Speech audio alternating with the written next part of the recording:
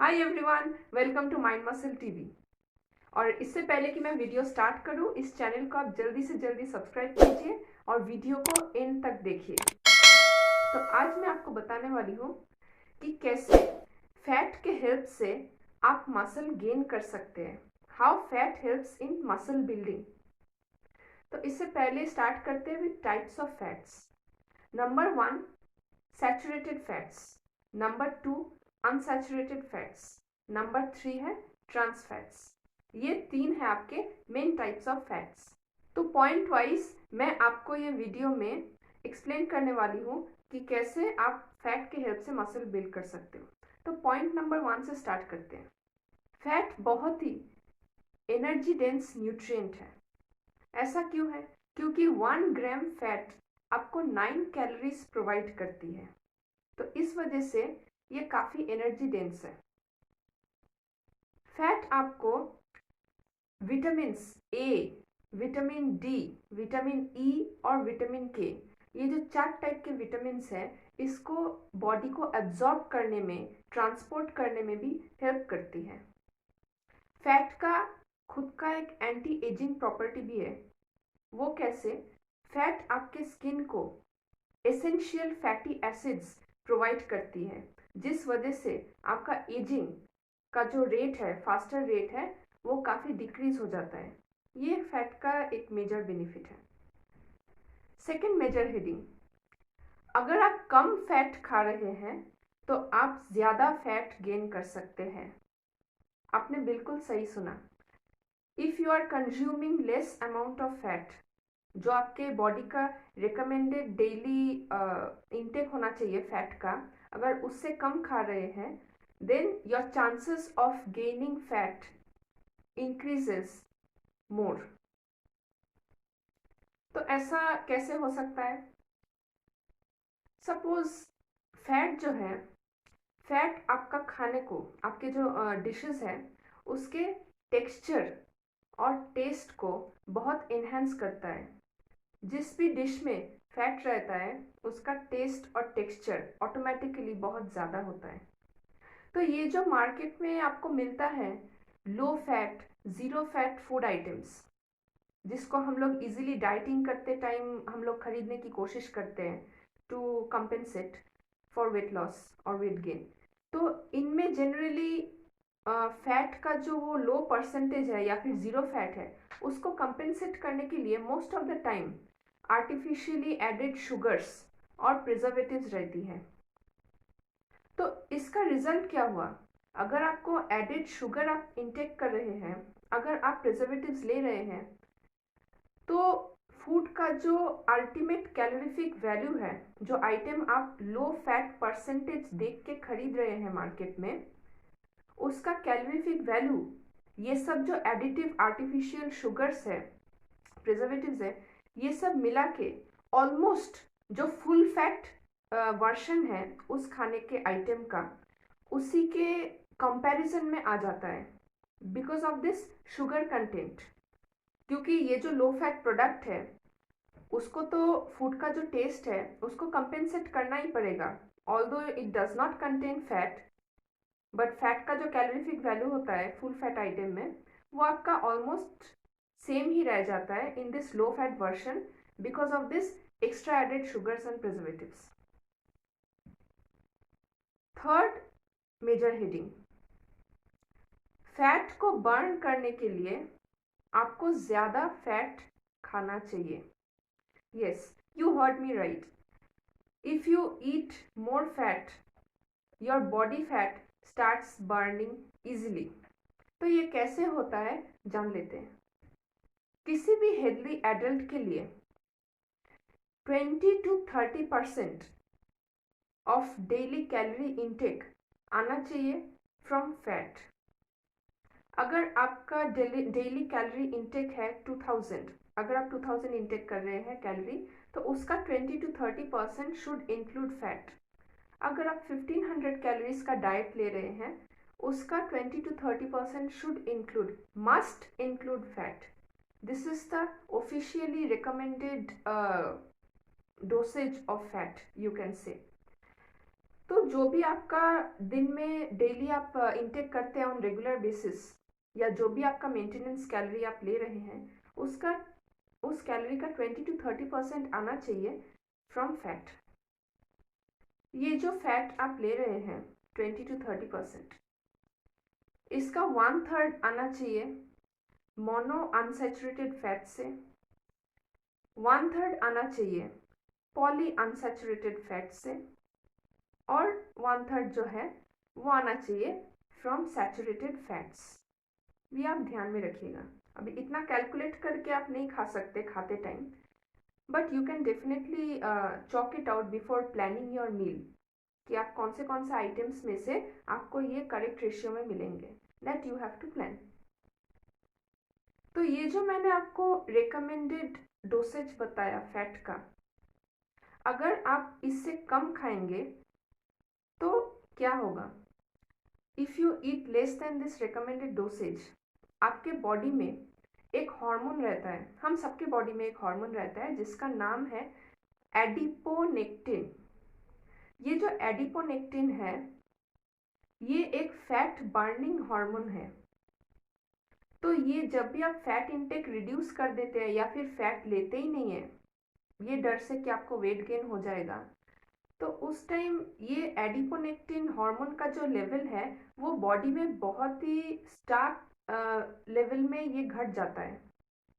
तो if a fat burning hormone level drops below, तो obvious है कि आपका बॉडी का जो फैट बर्निंग कैपेसिटी है वो भी कम हो जाएगा। आपके बॉडी का फैट बर्निंग कैपेसिटी अगर कम हो गया तो ऑब्वियसली आपके जो डिज़ायर्ड फैट बर्निंग गोल है बॉडी का, to achieve any fat loss, और ये जो हार्मोन है एडिपोनेक्टिन, ये आपके मेटाबॉलिज्म को भी काफ़ी फास्ट रखता है।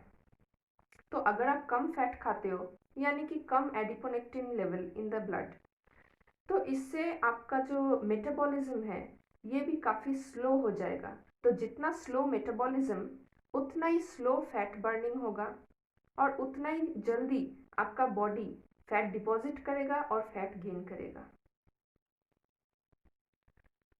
अगर आप डेली किसी भी ऐसा सोर्स से फैट लेते हैं जो कि रिच इन ओमेगा 3 है, ओमेगा 3 फैटी एसिड्स, सपोज आपका ओमेगा 3 का कोई टैबलेट या सप्लीमेंटेशन हो गया, या फिर फिश में भी, fish is a very rich source for omega 3 fatty acids.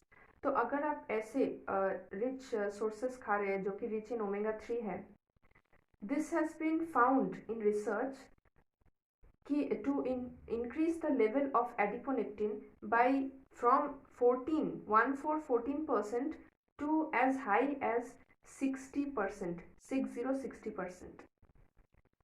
अभी आ जाते हैं फोर्थ मेजर हेडिंग में। बहुत से टाइम ऐसा होता है कि वेट लॉस या मसल गेन जो लोगों का टारगेट रहता है, वो लोग ऑफन ये जो फैट है खाने में, फैट को अवॉइड करते हैं कम्प्लीटली। वो लोग कोशिश करते हैं कि लो फैट या फिर ज़ीरो फैट फूड आइटम्स पे फोकस करते हैं, सोचते हैं कि fat is very harmful for the body, तो फैट को अवॉइड करते हैं। और इस चक्कर में मोस्ट ऑफ द टाइम वो लोग गुड फैट को भी कंज्यूम नहीं करते। तो ऐसे में चांसेस रहता है कि ये लोग ज़्यादा जल्दी वेट गेन कर जाए या फैट गेन कर जाए। वो कैसे, वो मैं आपको अभी बताऊंगी।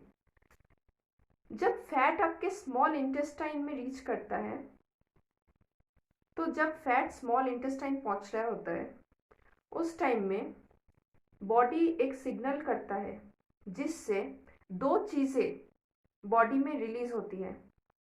एक है कोलेसिस्टोकिनिन और एक है पेप्टाइड टायरोसिन। ये जो दो चीज़ें मैंने आपको बताई, कोलेसिस्टोकाइनिन और पेप्टाइड टायरोसिन, ये दो चीज़ें जब रिलीज होती है बॉडी में, उस टाइम आपके जो हंगर है, जो भूख है, उस पर काफ़ी कंट्रोल रहता है आपका। आपको ऐसा लगता है कि आपका पेट भरा हुआ है, आपको भूख नहीं लगती। तो जब भी फैट स्मॉल इंटेस्टाइन में पहुंचता है उसी टाइम ये दोनों चीज़ें रिलीज होती है बॉडी में, जिससे आपको ये फील होता है कि आपको भूख नहीं लगी, आपका स्टमक फुल है।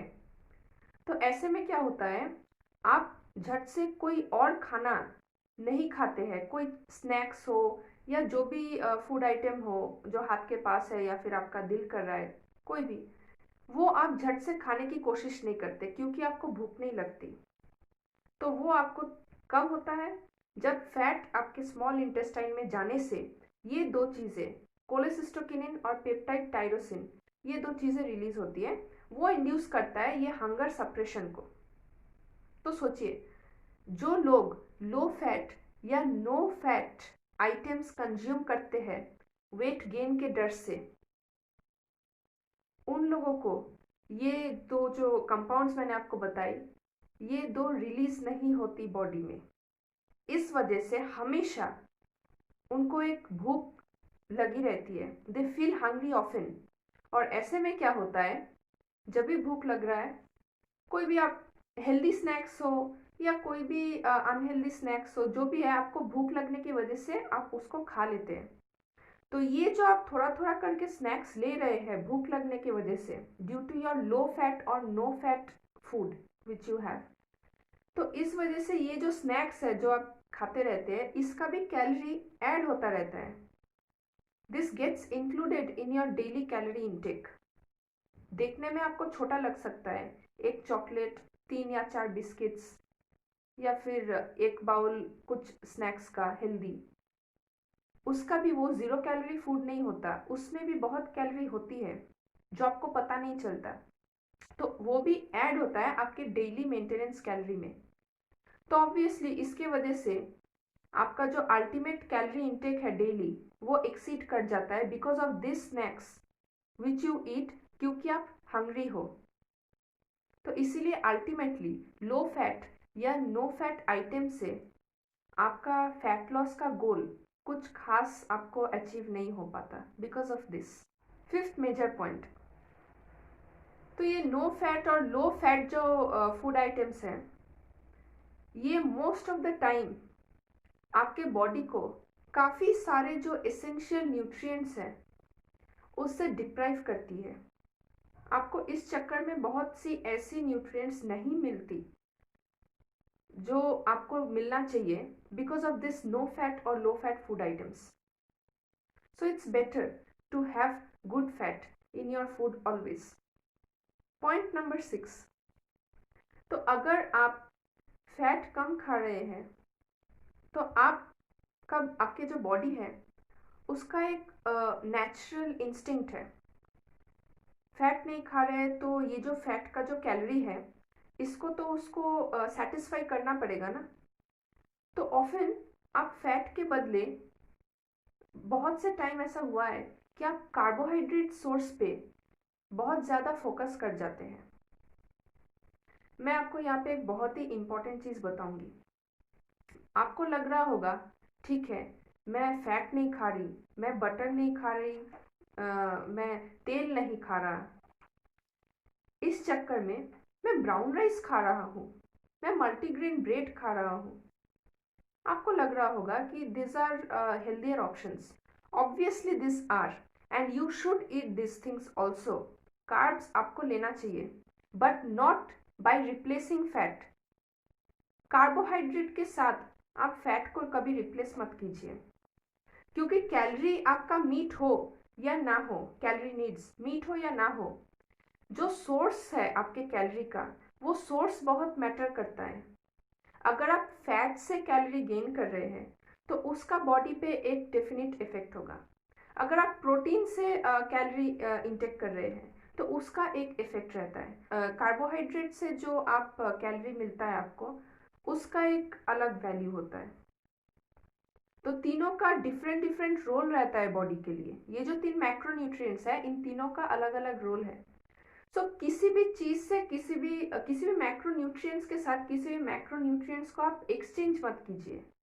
जिसका जो डेली रिकमेंडेशन है, रिकमेंडेड वैल्यू है, वो आप अपने बॉडी को दीजिए। और ये याद रखिए, कार्बोहाइड्रेट से जो कैलोरी आता है जितना आपका कार्बोहाइड्रेट वैल्यू लेना चाहिए रोज, उससे अगर आप ज़्यादा लेंगे तो भी आपका बॉडी फैट डिपॉजिट करेगा। अभी आप सोच रहे होंगे कि मैं फैट कम खा रहा हूँ, फैट कम ले रही हूँ, I am replacing with good complex carbohydrate in my food, then how will I gain fat? It doesn't work like that. Source of calorie is very important. ये कैसे होता है?